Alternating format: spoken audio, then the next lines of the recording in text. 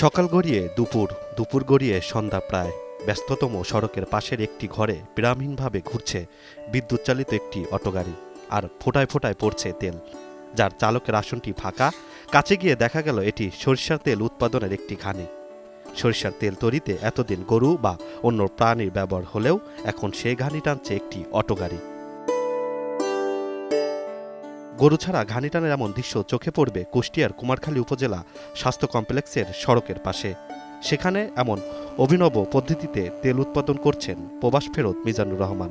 তবে পুঁজির অভাবে এ পেশা টিকিয়ে রাখা দায়, দরকার সহজ শর্তে ঋণ। এই তেলটা আমার ধরেন যে রাজশাহী, খুলনা, তারপরে আপনার রংপুর, বরিশাল বিভিন্ন জায়গায় যাই। তারা আমাকে ফোন দেয়। ফোন দেওয়ার পরে আমি ওইটা কুরিয়ার সার্ভিসের মাধ্যমে তাদেরকে তেলটা পাঠায়। আর তারা আমাকে বিকাশের মাধ্যমে তারা টাকাটা পাঠায়। সরিষার তেল, কালো জিরার তেল, তিলের তেল, বাদামের তেল, নারিকেলের তেল। শুধু নারিকেলের তেলটা আমার বাইরের প্রোডাক্ট। তাছাড়া সরিষার তেল, কালো জিরার তেল, তিলের তেল, বাদামের তেল এটা আমার নিজের ভাঙানো নিজস্ব। যে গাড়িটা আপনার তৈরি হয়েছে, এই গাড়িটা তৈরি করতে আমার ৯৫,০০০ টাকা খরচ হয়েছে। ৯৫,০০০ টাকা খরচ হয়েছে। তার একটা গরু কিনতে গেলে তো বলতে আপনার ১.৫ লক্ষ টাকার নিচে একটা গরু পাওয়া যাবে না।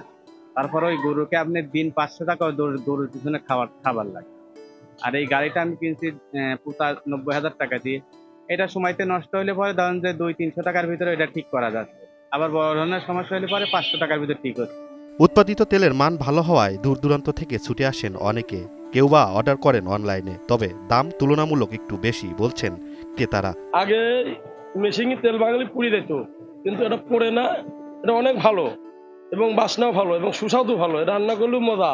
তেলটা নিয়ে যাই দোকানে বিক্রি করি এবং অনেক সুস্বাদু, অনেক চাহিদা এর তেলের উপরে, যার জন্য এখান থেকে কিনে নিয়ে যায়। আমাদের রাজবাড়ী জেলাতে অনেক সুনাম আছে এই তেলটার, অনেক ভালো। ভেজালের ভিড়ে খাঁটি তেল তৈরি করাটা গুরুত্বপূর্ণ।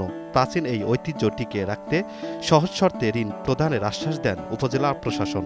তবেই তেলের ঘানি এবং খাঁটি তেল সরবরাহের বিষয়টি অত্যন্ত গুরুত্বপূর্ণ এবং এই বিষয়ে তার যদি কোনো আর্থিক সহযোগিতার প্রয়োজন হয় কোনো আর্থিক প্রতিষ্ঠান হতে, সেক্ষেত্রে উপজেলা প্রশাসন আর্থিক প্রতিষ্ঠানের সাথে সমন্বয় করব তাকে এই সুযোগ সুবিধা যেগুলি দেওয়া সম্ভব সেগুলি প্রদান করবে। সরকারি পৃষ্ঠপোষকতায় আধুনিকতার ছোঁয়ায় আবারও গ্রাম বাংলায় তেল তৈরির প্রাচীন এই ঘানি গড়ে উঠবে দেশ জুড়ে, এমনটাই প্রত্যাশা সাধারণ মানুষের।